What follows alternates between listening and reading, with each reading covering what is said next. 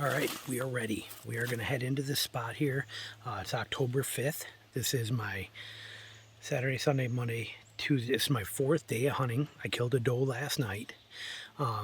Got that doe, and actually I'm wearing the same clothes as far as pants, and my shirt that you see on here is the same shirt that I was wearing when I killed that deer, and I actually rubbed my shirt all over it and my pants, so I got that fresh deer dander on me. I always do it every time I kill a deer. Same with my pack. I took my pack and brushed my pack against there. I like having that fresh deer dander scent on there. I'm not a big scent guy, but just something I've been doing for 20 something years, and I like it, and I'll go as long as I can without washing this shirt or these pants, you know, for 5-6 more hunts, because of that deer dander on there. It's warm today, 73 degrees, so I'm in a t-shirt right now. We are parked here. White or red oaks are raining down like crazy in here. Whites have already hit the ground. They're already gone. Not many whites this year. We didn't have very many at all, but we got a lot of reds dropping. I can hear them falling in here everywhere. We're not hunting this spot. We're going to go up the road 350-ish, 400 yards walking. Then we're going to cut in 500 yards and get into a spot back there. The reason I'm picking it is there's, like I said, you got oaks still coming down, but there's sign that's showing me that they're in here now already. Not so much is you want to see them in a couple weeks when these reds are a lot hotter. Like I'm standing here under red oaks all around me, and I have acorns everywhere, but they're not being touched yet. It's just haven't leached their tannic acids out yet. So our goal is to hunt the transition or the travel corridors closer to bedding to whatever it is out here they're coming in to eat at. I don't think it's the oaks yet, but we're going down the road. We're going to hit this clear cut that's here. We're going to work into that along there, real thick, nasty stuff, and see what we can find. I mean, the sign is in the area. We do have the oaks that are here and will be starting. I have tracks that I'm seeing in places, and I'm seeing fresh trails with tracks on them. So, like I said, I know the area is good. We're going to dive into it deep and see what we find when we get into the heart of it. So let's take a look and see what we come up with. But here is, you still on? Yes, here is that area. You can hear them. Listen, you can hear the oaks falling. The acorns. Hear them? Just dropping like rain in here. So the potential is solid, but I don't want to hunt this. You know, now if we get a hot oak in a week or two, if there's a hot, you know, a spot in here where they're hitting these oaks real hard because there's one that's, you know, dropped early and the tannins are out and they're ready, then I'll hit an actual oak tree and I'll hunt that. But right now we want cover, and this is not bad, but this is actually more open than you think it is, because this is too old of a clear cut. This is in that crap stage where they'll travel through it if they have to, but this is actually way too open. If the leaves weren't in there, you could see for 100 yards through this, and they don't like that. So we're going to go into the thicker stuff that's, like I said, 350, 400 yards down this road and cut across is what our game plan is. So we're going to check this out and see what we come up with. You can see what I mean when I say that this is too open. You know, car's right there, but you can see, I mean, look at how open this stuff is. Deer don't want to be in this. You know, it's just not quite what they're after. It's just too open. Those oaks start right up there, but they actually swing around this. I'll show you this on a map, but what we're in right here, this clear cut section, this is a very old clear cut, and it's, like I said, probably 20 years old.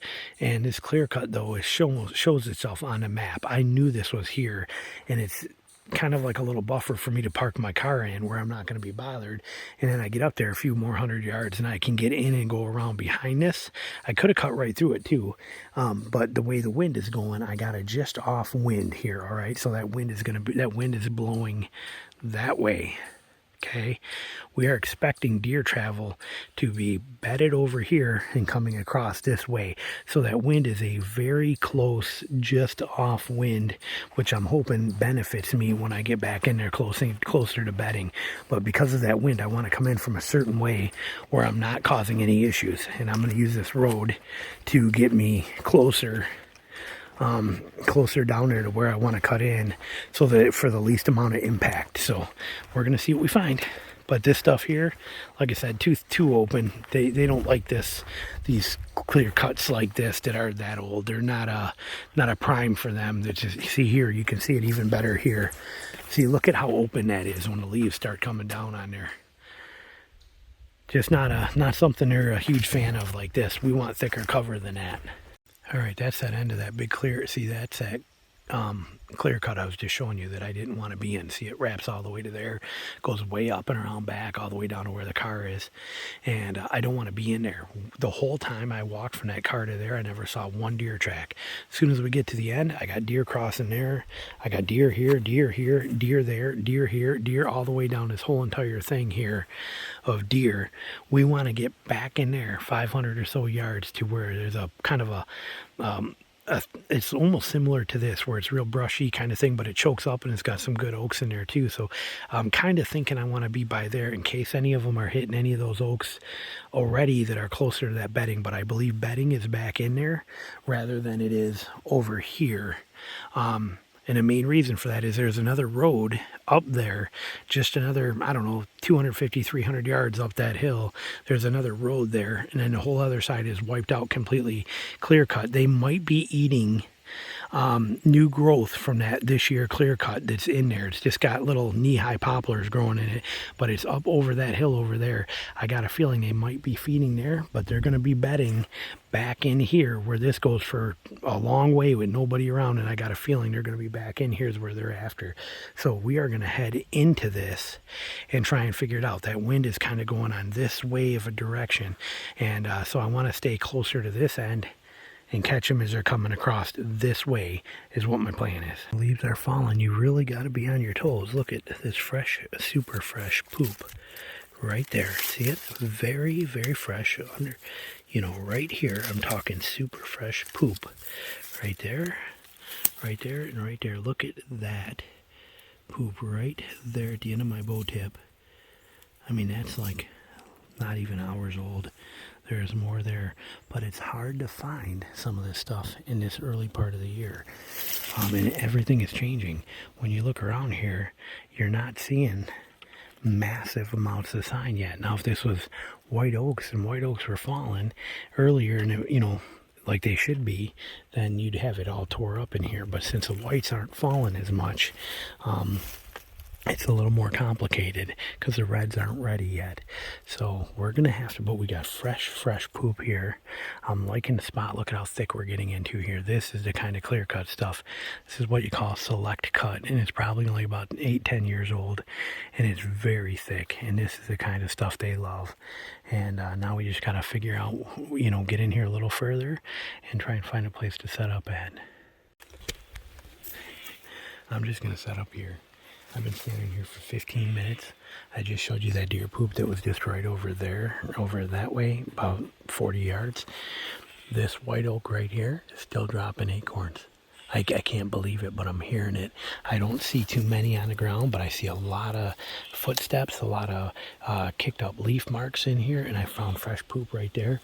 This white is also dropping acorns, so I'm in a good spot, and I'm hearing other acorns falling from those trees over there.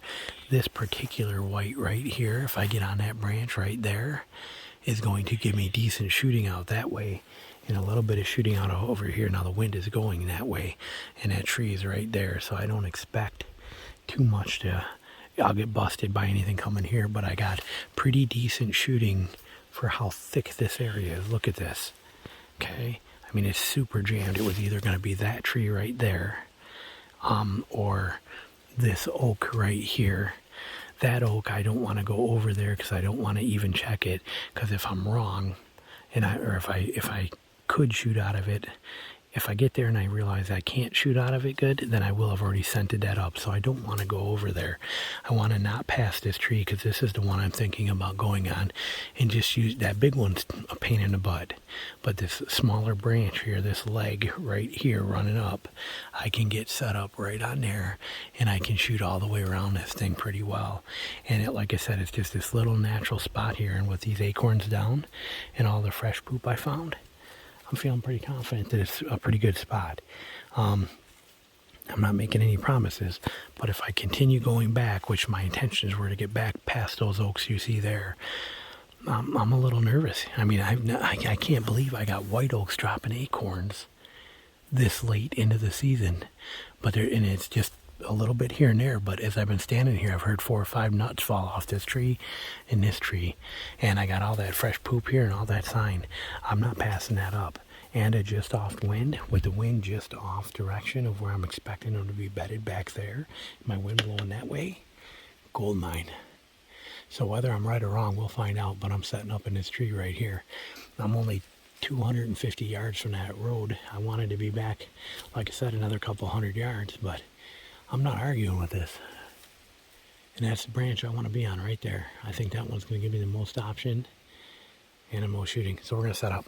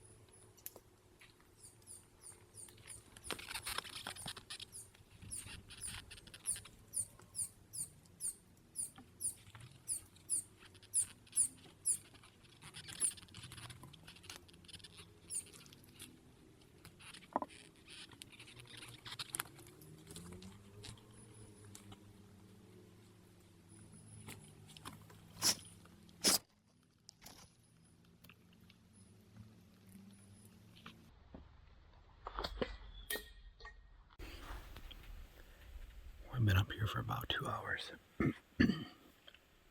It's almost 5:30. I got about 2 hours and 2 hours and 20 minutes left. Maybe 2:25. And haven't seen nothing yet. It's too hot to put my shirt on, so I'm not. And I'm so tight in here I can't see 20 yards in any direction, so I'm probably not even putting my binoculars on. And the wind has been a little finicky. The wind is supposed to be going that way. I'm expecting deer travel to come from here, and I wanted my wind going that way, and it primarily is, but every once in a while, instead of going like this, it's actually going like this. That makes me a little nervous. Trying to walk that edge, but there's some really good cross trails through here that come through here, which means that at one time, probably before these oaks were dropping, there was travel that way. And there's another big trail there that goes that way. And there's another one you can see on the other side of that oak that goes that way. So I have 3 trails of travel this way, which kind of makes me feel good that something's gonna, that there's a good chance they could come from this way, or back here behind me that way. And I don't see any sign actually coming from the way the wind is. But I do have one trail that comes right down here, right through that little gap right there, and goes through, curls right under here, right on that log. So odds are looking good. We just have to wait it out and see. I know a lot of people are like, why are you talking in a tree stand? Why are you worried about noise? No, I don't worry about any of that stuff. If there was a deer anywhere around here, I would hear them.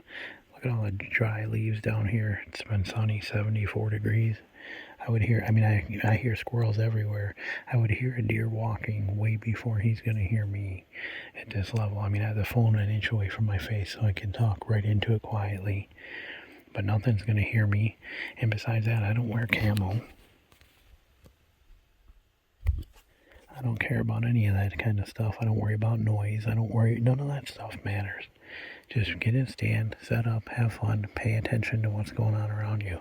Speaking of paying attention, that white, this white, and this white are dropping acorns. Very slowly, but they are dropping them. I hear nothing coming from over there. I hear nothing coming from any of these over here. So that tells me that I am in a key spot right here, and there is no squirrel chatter over there, no squirrel chatter over there, no squirrel chatter over there, none over there. Here, there are squirrels which are quiet right now because I'm actually moving around, so they got quiet, but there are squirrels. There's 3 grays, 2 blacks, and 2 fox squirrels running all over this area between these 4 trees, just going crazy. So when you start paying attention to that stuff, it adds up, and still feeling real confident. Like I said, about 2.5 hours or so left to go. We're going to see what happens. Still got blood on my bow from the deer yesterday. And hopefully I can get a little more on that here in just a little while, so we'll see. People ask me all the time, how do you know it's a white oak? You know, what's the difference? Well, here where I'm at in northern Michigan, we have true white oak, not like a water oak or a pin oak or, hang on.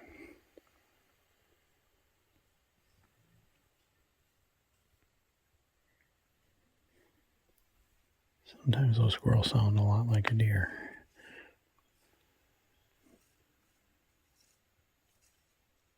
But if you look at, it's hard to tell by the bases. Like if you look at that tree right there.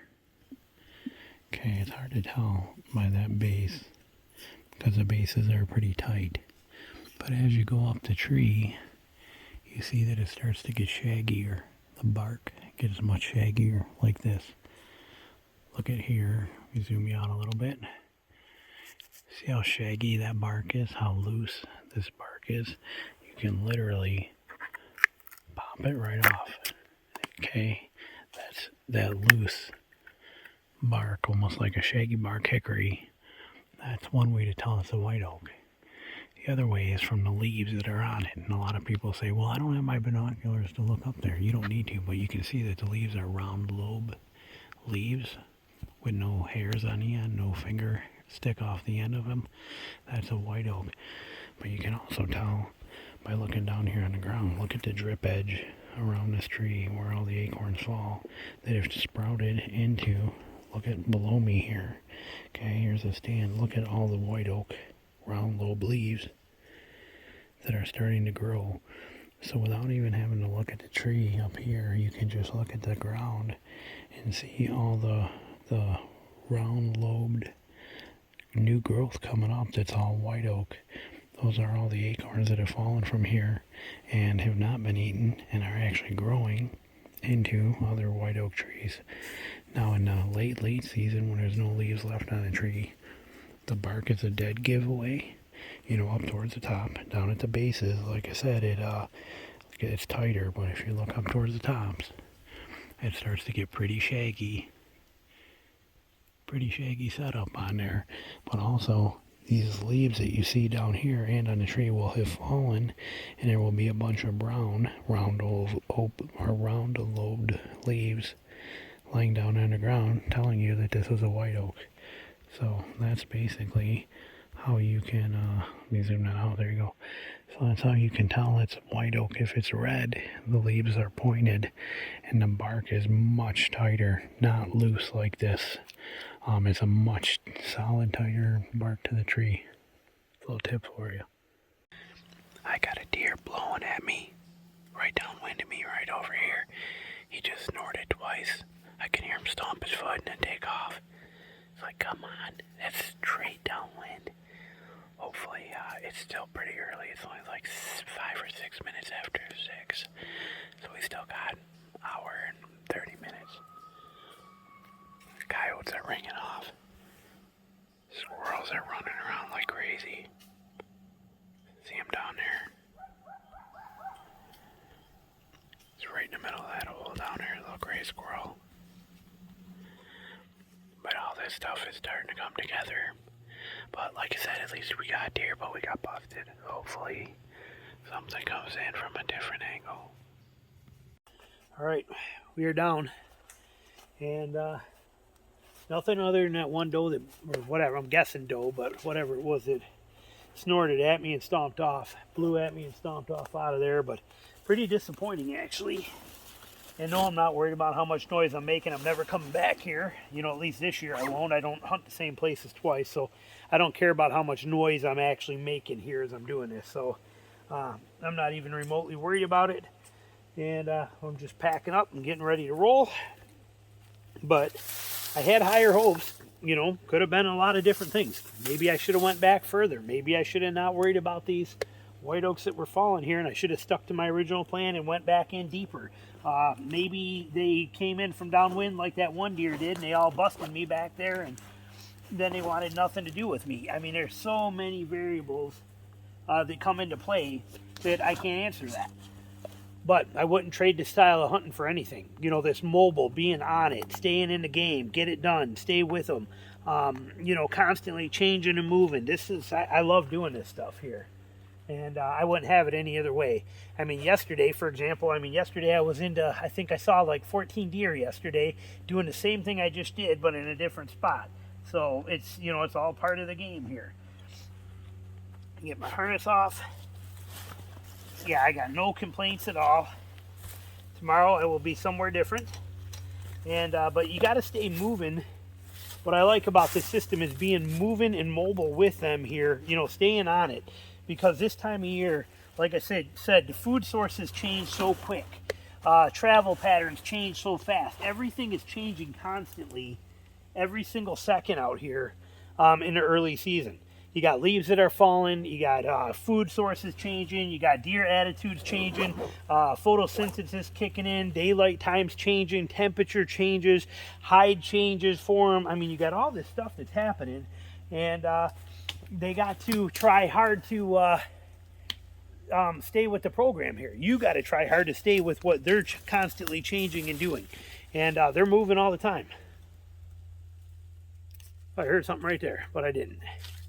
But yeah, so you got to be willing to travel with them or stay on them, whatever it takes. And this mobile aspect of it, this mobility style of doing this has been phenomenal for me and pays off in big dividends usually. Where'd their stick go? One of them I did not lash up there because I was fighting with two lineman belts around branches, and instead of tying it together up there like I normally do, I just sent it down, not packed up. But that right there basically sums it up. You know, it was a great plan. I was, you know, and I could only see 20 yards in any direction out here. Who knows? Maybe, very good possibility that those deer, because of the wind going this way, were just skirting me and going there. And they weren't interested in these trees. These trees didn't have what they wanted. Maybe back here further, if I'd have kept going back towards the bedding area back there, there's a good possibility if these white oaks are still dropping, maybe there's more white oaks that are closer to bedding and they're not, just haven't got here yet. You know, they'd still be on their way to me. If that was, you know, and they didn't get here before daylight. And then, you know, so now I'm down. But, you know, who knows? There's so many variables that can come into play for this that we honestly have no idea what's 100%, what's guaranteed, what's what. You just keep going and give it everything you got 100% of the time and keep trying and keep staying with them. Where's my straps? Where did I stick my straps? Right there. So that's all we do. Just keep on it. Stay with it. And tomorrow's a new day. It was a great day out here. Beautiful, warm, perfect temperature for, you know, early October as being a warm day. But, I mean, I hunted, you know, 90% of the day in a t-shirt. You don't get to do that very often in Michigan. I would have preferred colder. Definitely would have preferred colder. But you take what you can, when you can, and how you can. And you just deal with that as it's going to be all line. But now we are packing up and getting ready for tomorrow.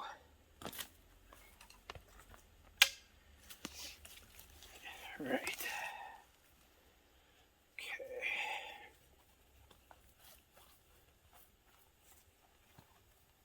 Pretty area though.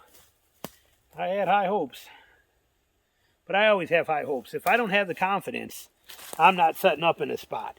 And I planned, like I said, to go back further. I didn't plan on being here, but I made the executive decision based on the acorns falling, the fresh poop, the sign that I saw in here, the relativity to bedding that's back there that I assumed was back there. And technically, I didn't screw this up. If I wanted to still keep hunting this, I 100% could still hunt this because I've only messed this area up. I could go back in there another 150, 250 yards like I said I was going to do originally and set up an area. It would not affect anything if it's true that the bedding is back there like I think it are coming out. They will avoid this 40-yard circle will be avoided because I was here. But back there, they're not going to avoid that. So I could very easily come back in here tomorrow and push my way in further and try it again if I wanted to. I'm not gonna, because like I said, I have, you know, I mean, I'm on public land with millions of acres up here, and I don't have the confidence in it now. You know, I mean, to not see a deer and only have one deer blow at you, no, that doesn't sit well with me as far as wanting to make me come back. So I'm not gonna come back, but all right, I can't put that on a stand until I put that tripod. Well, actually, I guess I can, because I can walk out with that too, so we're okay there. So we'll put that on there. No, I want to put that in there. All right, we are ending this one here. I hope you enjoyed the video. Thanks for watching, and we'll talk to you soon.